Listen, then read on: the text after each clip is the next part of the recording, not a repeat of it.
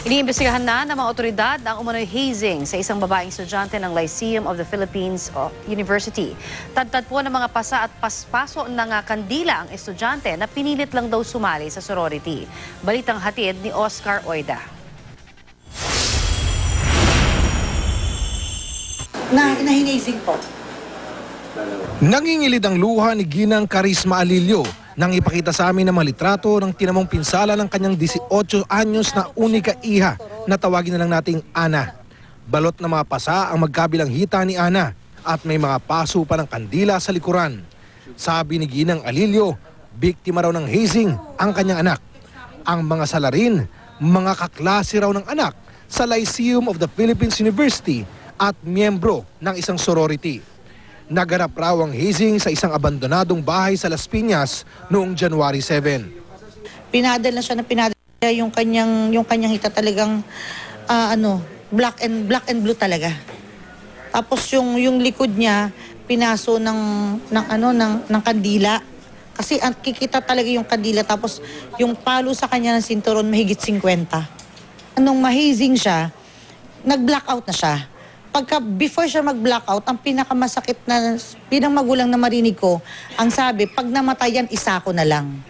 Sabi ng ina ng biktima, pinilit daw ang kanyang anak na sumali sa sorority. Itinaob na siya, yung pinatunga siya. Tumungo ka. Tapos pag tungong ganon, binasahan na siya ng, ewan ko kung ano ng kanilang sorority. Tapos pagkatapos noon, sabi niya, drop or die na to. Hindi ka na pwedeng makawala. Kasalukuyang ipapagamot si Ana sa isang ospital. Bagamat bumababa raw ang platelet count, ay stable naman ang kanyang kondisyon. Desidido si Ginang Alilio, nakasuhan ng anyay mahigit 40 schoolmate ng kanyang anak. Itong labang ko na to, hindi lang to para sa anak ko. Para sa lahat ng estudyante ng Lyceum na po pwede pang maging biktima. Dahil sabi ko nga, kung hindi ako lalaban, sino pang lalaban? Iniimbestigahan na raw ng PNP-CIDG ang kaso at para hindi na raw makalipat pa sa ibang paaralan, kasama ng mga pulis ng Station 5, sinadya ng ina ng biktima ang Lyceum University para magsampa ng reklamo. Ang Vice President for Academic Affairs ng Lyceum na si Dr. Conrado Inigo napapikit na lang nang makita ang litrato ni Ana.